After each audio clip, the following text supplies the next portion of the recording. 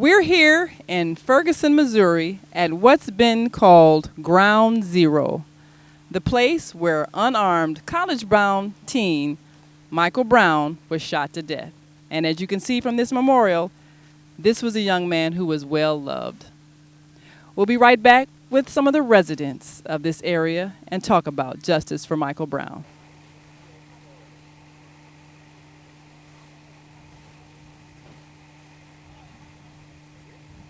I'm standing here with David Whitt.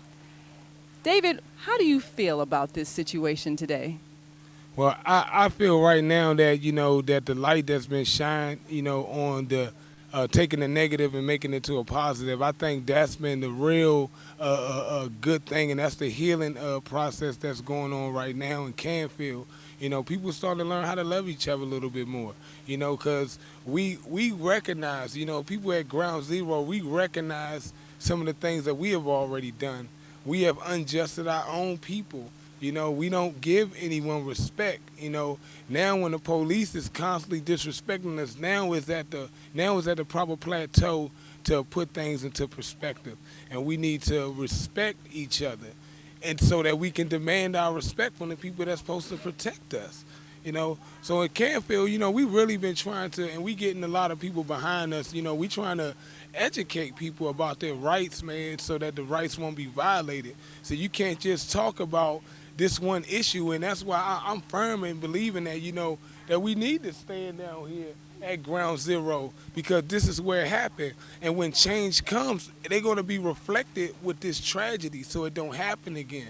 We have to be reminded. We don't need to have another brother murdered, but if we're constantly reminded of this brother that had passed and we don't let that die, then we have a constant reminder every day. You think of people that go to church every week, what they going to church for? To, to build their spirit back up, so they can say, I can go on, I can, do this. So this is part of the thinking of, like I say, and it's not all. See, a lot of residents are really numb to what's, not numb in the sense that they don't care, but numb into they don't know how to take it. They don't know how to absorb this. How do you try to trust the people that's sworn to protect you, and something like this happens? You can't. It's hard to move forward. And to the young brothers that's out there, I say, look, come down here to Canfield. If you want to know what your rights is, we actually this evening we're having a video, and we're going to pull brothers and we're going to take them into our homes, and we're going to sit them down and show them videos on different rights that you have, especially when it's dealing with the police, and because their jobs are servants, okay? And as a servant, you have to serve the people. It's serve and protect. It's not wrongfully arrest and do all this other injustice to the people.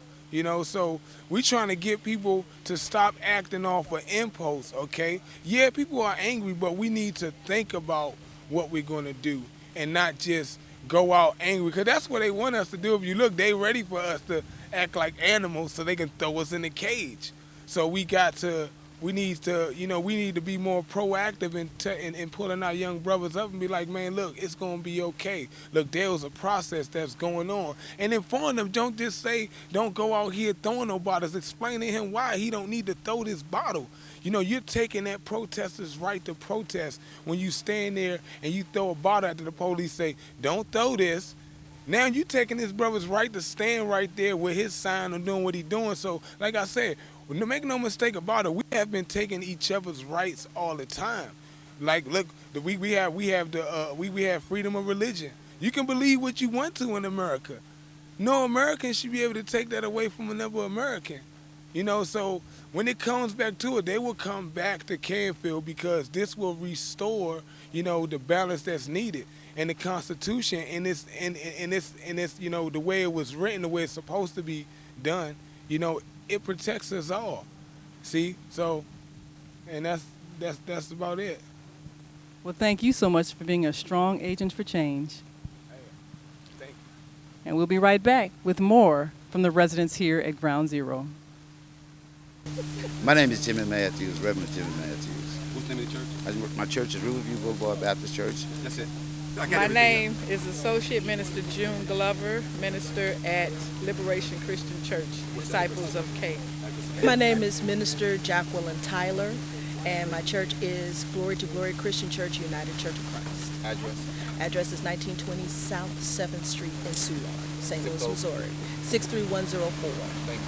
I'm Reverend Julie Taylor. I'm a Unitarian Universalist minister with Emerson UU Chapel out in Ellisville.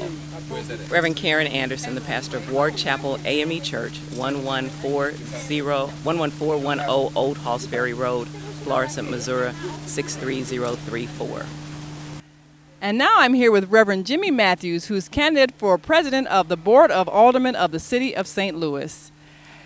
And we talked about those who are in elected office having an impact. What made you decide to run for the Board of Aldermen of the City of St. Louis? Well, our city has a vacuum of leadership. And I've been involved in the community. I've been involved in politics since I was 18 years old. And one of my passions and desires is to be elected to office. I served as an alderman in the 27th Ward as a committee man in years past. So I want to be a voice and use the office of a President of the Board of Aldermen to bring our city together, north and south. We have a divided city. Racism is rampant, and crime and other things. And currently we have a developer that's developing in North St. Louis with very little African-American participation. And the President of the Board of Aldermen and others are in support of that type of relationship. So I think we should be at the table bargaining for the people to receive some economic aspects of these developments. And we have a lot of other issues that we have. A board of E&A, that's a board where the mayor, the comptroller, and the president of the Board of Aldermen decide where the money is going to be spent. And we need to have somebody at the table that's going to negotiate for North St. Louis. And the current president of the Board of Aldermen don't live in our neighborhood. And so what we're saying is that if you feel the pain, then you know what to do. But if you're somewhere comfortable and you're trying to represent people that's living with pain, poverty, crime, and et cetera, just had a killing in North St. Louis at McLaren and Riverview. A young man was mentally ill, and the police killed him, you know, and he was threatening with a knife, they say. This information is not clear, you know, about that type of killing. So we had several killings, and then I met a lady that was there. Her kid was killed in Wisconsin, she was telling me, and she never got a public hearing. Nobody, you know, came to her aid and assist her. So she was standing on the corner with a cardboard with her son being killed. So we have a lot of parents whose kids have been killed by police, and some of the black-on-black crime could be suspect, you know, as to whether somebody other than blacks are killing blacks, saying that blacks kill these blacks. So we need some leadership that gets on the ground, you know, instead of being before the cameras and getting that up, and then after that it's gone, you know. So I've been in the neighborhood that I live in currently in the 27th Ward for more than 35 years. I pastored a church for more than 25 years. We have an organization called People Involved for a Better Community. We give concerts. For the last 30 years, a guy named Harold Lindsay, he died. So the program was basically supported by me and him, and he did all the leg work, and we hosted on our church grounds. So we do those kinds of things and other things, and people come by and ask me, can I have a rummage sale on your lot? Yeah, go ahead, you know, just make sure you clean up the trash, you know. Yeah. Well, I see you're very active, and I certainly congratulate you for getting involved in the political process and making a difference. Yeah, my ministry is to take the church to the community. You know, the Lord told me I was sitting, you know, thinking about getting people to come to church and all that. I go out in the neighborhood, talk to people, and the Lord said, well, why don't you just take the church to the people? And so I go out and witness to people. I witness to gangbangers and all that, and I pray with them. I get to know them. I befriend them. I have a strategy that my dad tells me if I make a million friends and ask for $1, I'll be a millionaire. You know, and I'm a real estate broker too, and I have I think I have a lot to give, and I want to give everything I know to some young person or a person that want to hear what I have to say. So if I'm in the President Board of Aldermen, I have something to say, and people might listen. All right. Well, thank you so much for deciding to make a difference. Yes, ma'am. Thank you. We'll be right back with more at Ground Zero. Who we have a problem with? Okay. All right, and where's your church and where's it? Riverview Boulevard Baptist Church. Our church is called Riverview Boulevard Baptist Church, and it's at 5317 Riverview, between Garishee and Thekla on Riverview, down from Northwest Middle School. Telephone number, my phone number is area code 314-599-4500. We're representing the Clergy Coalition of Metropolitan St. Louis, and we're here to just help provide support services to people through pastoral care. If people want to talk, if they want to pray. We also have some counselors coming, and just really to allow people an opportunity to release. But the effort here is collaborative through many organizations. We have the Urban League, we have People's Health Center, we have Better Family Life. I'm trying to think. Yesterday also the Ferguson Police Department donated food, and it's to help meet the basic needs. People can't get to the grocery store, and so we're providing food. They're providing toiletries. We're providing needs for babies, from diapers to bottled formula, just trying to meet the needs of the community. There's also an effort through the Clergy Coalition along with the United Way. We're setting up a store, and it will be at the Dalewood Community Center, and so all faith denominations are being asked to donate supplies. They're doing it by denomination, so certain denominations bring certain things, and the residents will be able to go and shop. They can get the things that they need to survive through this period, because so much effort is being put on the protesters and what's going on in front. It's really the people back here that have needs that haven't gone, and so we're trying to meet the needs.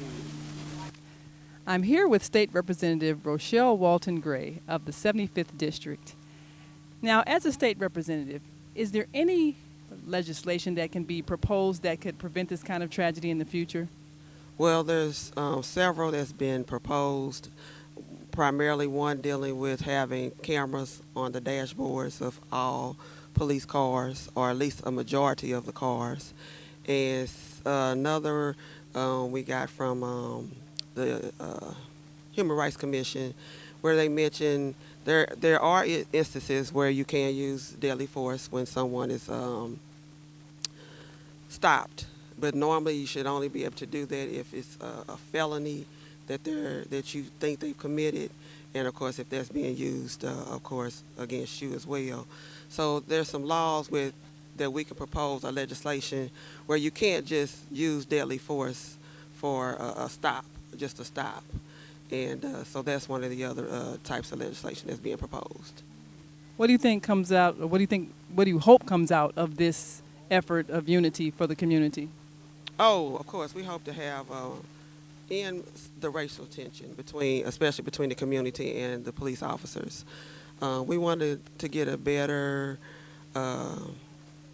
grip on the reality, and then we want to come to an understanding that we're all the same, and just we need to learn one another, not judge each other by the way we look on the outside.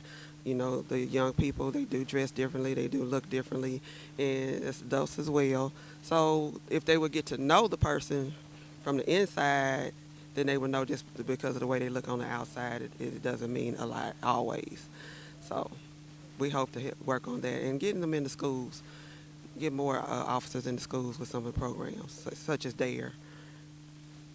Well, thank you so much for your involvement. Thank you, I appreciate it. And we'll be right back with more at Ground Zero here at the site of the killing of Michael Brown.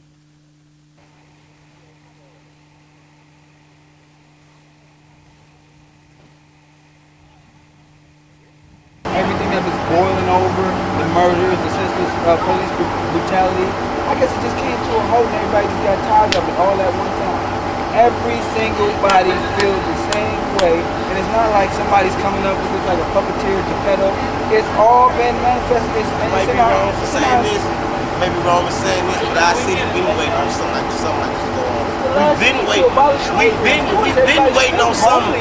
We've been waiting on something for something to give us a cause and something to do something. So now when this Mike Brown situation happened, it gave us a reason, it gave us a cause to justify something. Now, why do they keep coming in and activities? I mean, like you say, Majority of the people in St. Louis are stuck on materialistic stuff. If it's like, a lot of people go off materialistic. If you don't have what I have, I'm not going to socialize you in my class. But no matter we are the same race or whatever, a lot of people look down on you and say, "Well, if you're not equal to what they're equal to." Basically, like the old school saying says, you always try to live like the Joneses. You can't live like the Joneses. You make money like the Jeffersons. You can't live like them. You got champagne tax, beer money. Right. You understand what I'm saying? You can't do it like that. This right here, this is waiting to happen.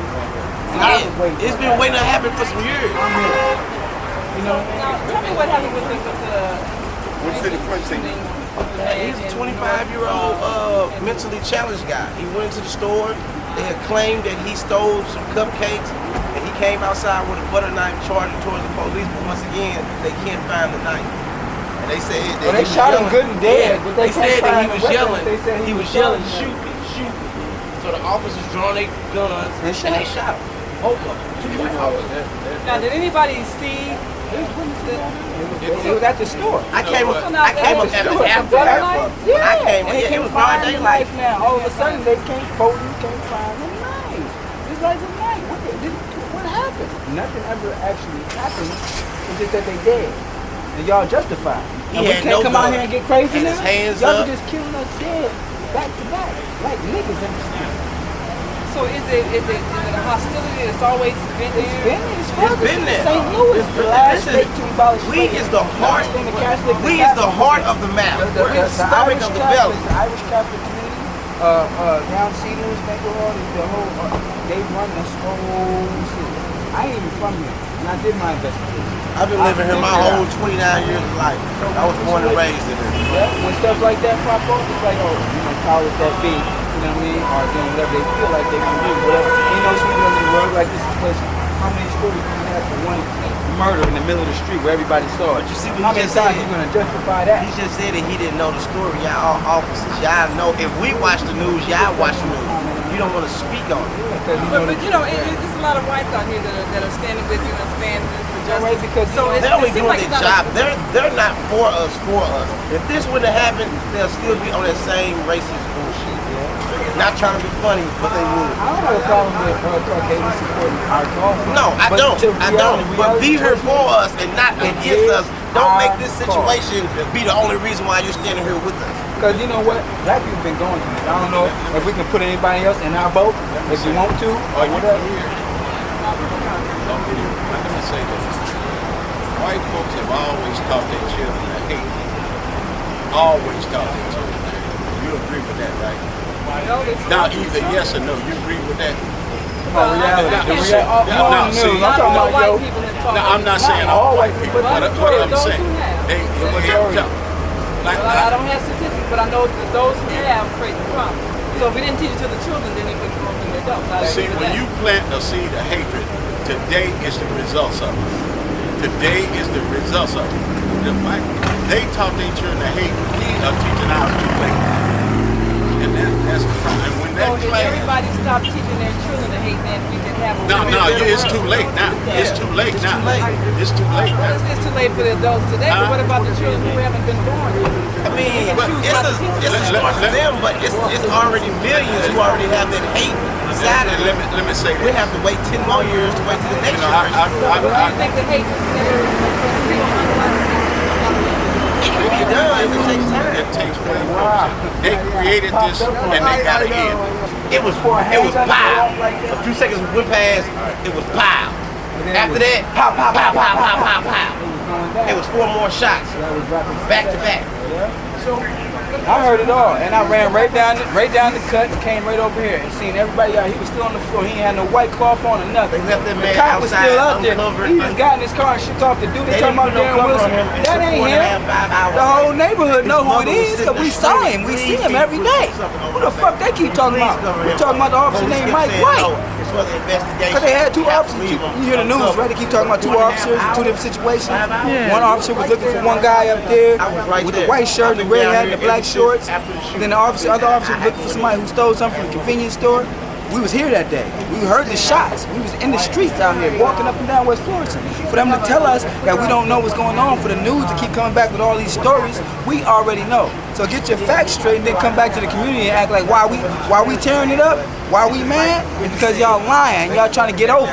So who is Darren Wilson? Is that the one who? I guess that's probably there the scapegoat or whatever the person that they can't. They can't prove nothing with him. They can throw his name out there, but see, it's too many conflict. It's too many inconsistencies. You know what I'm saying? So they can't really stick nothing on him. But the guy who really shot him, he's not in the picture already.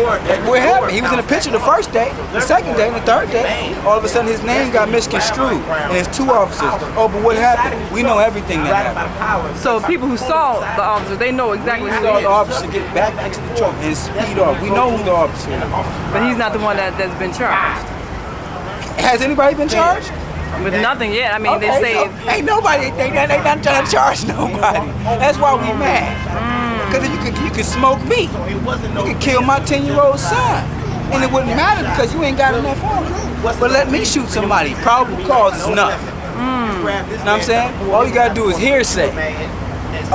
You ain't can make up a witness and they can come to court and testify and I'm guilty. I'm going down for conspiracy, committed murder, whatever. I know the law. At the same time, you're going to sit there and try to throw a cloak over my eyes. It's not working at all. I'm going to stand fast right here on West Florissant with my people. And they can keep mounting up, getting all the police throwing. You know what? I've been in the military. I know you're using chemical warfare on this. It's illegal in war. Tear gas is not supposed to be used on neighboring streets. Wow. That's chemical warfare. We have all right to bear arms and fire back on them for chemical warfare. That's illegal. Wow. I know this as a law. So when they do this and they justify it, they came and threw it into the middle of a crowd and backed their trucks up and left one night. Wow. They didn't even and that was unprovoked? Unprovoked. Provoke means that I have to fire upon you, cause harm to you, do something that consists of your life in danger. You know what I mean? Other than that, you have no provocation. I'm trying to see where you're gonna get this, this whole provocation from. You know how you justify that? The camera's been watching the whole time. News reporters been getting bombed, hitting with rubber bullets. I got hit with 3 of them. Wow. I mean, what kind of damage does a rubber bullet do? Does it sting or? I work out, so I'm all right. Oh, okay. It stings a little bit, give you a little kick, a little something to you. You be like, morph up on them right quick. Let's go. I got some more for you. It's all skin, baby. As long as you don't pierce it, I'm all right. Ah. You know, but nah, I've been out here every night after 12. I ain't been to sleep in like 4 or 5 days. I was out here when he got shot. The next night, the night after that, every night. I'm right here in Park Ridge. I'm coming down here every day. So what are the people demanding to happen, the ones that are out here every night? What do they want to see happen? I think it's more than just a verdict. Even after it's a conviction, arrest, or if anything ever does happen. We're looking for more than just justice for this one situation. These situations have not stopped since this situation, obviously. They've been occurring all over the country since this situation. While the world is watching this, they're still doing that and getting away with it. So at what point do you have a voice? Am I supposed to cower because this is your country, your commerce, your ecosystem, the way you've designed it? I'm just a pawn in your world. Obviously, I work for you. I pay you taxes off of what I work. This is still modern day slavery. We're not going to get it misconstrued. I don't own a business. Obviously, if I do, I still have to pay you. Right? So everything I do, I got to pay you. So if you don't have no businesses, then how am I going to pay you? You don't get paid? Are you mad now? I'm just trying to figure out, is that what the people were thinking when they looted? Or was it about stealing stuff? I don't know. I don't loot. I have money already. The people that were looted, were they citizens here or were they outside people? Everybody who felt like they had a point to prove. I think some people were being opportunists and came and started quick trip and stealing, whatever. But you have people out here for one purpose, and those you can't get those two people mixed up. At the same time, I can understand why those people feel like they have to let out their rage at the ecosystem out here or at the community that they say is thriving. This is Ferguson, right? It's not that big, but they have a lot of businesses. So if you take away all their businesses, who makes the money? Who gets paid? How do the officers get paid? Nobody's making money, nobody's paying taxes. African people, we live off the land. We use initiative. You know what I'm saying? We know how to get some flour, some rice, and a whole bunch of meat and make a meal for our family. They want steak, shrimp, lobster. They too hot to come outside and work in the field, says Massa, so they need us. They do. wholeheartedly. So now, how many African American owned businesses got burned, or did people I care don't when think they started? nobody really. We ain't met no. I don't think. I wouldn't allow people to mess with it. I stood in front of a couple stores so they couldn't come mess with it. I mean, because certain people like certain barbershops and salons and restaurants, we're not gonna mess with them. You know what I'm saying? Because they ain't got nothing to do with nothing. You know, Was this a place that was? I think it's boarded up. Was this a place that was? This already been. Oh, this is already. Yeah, already was like they was reconstructing and stuff, just like that. You know, and some people put stuff over their stuff just because they know what's going on. I feel like it should be more justice. You got stores down there which says open black-owned business with wood on, just so they know black-owned business. You know, we know what this is about. My son been out here, hands up, stopping cars, honking horns, y'all. Represent. So the whole thing is to stop the I guess the reign of terror, to stop the crazy. It's crazy.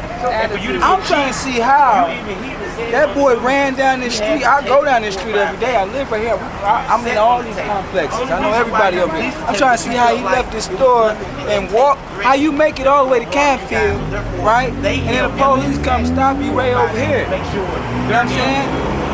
Stop you for what? That ain't the officer that was reporting to no robbery. That's the officer reporting looking for somebody. He stopped you because you don't want. He want to stop talk to you. Did he have to? Is he being detained? Did you tell him that? No. None of this. Come here. Grab a hold of him. No. Get up off me. I'm out of here. Oh what? No. Hit you with the trunk. The car. No. Matter of fact, you ain't stopping. Pong pong. Put 2 in him. He gets out the truck and go and put 8 more in him. Wow. That's just tell me how you can't expect nobody to be flipping out and turning tables over and stomping this floor until it's a hole in it.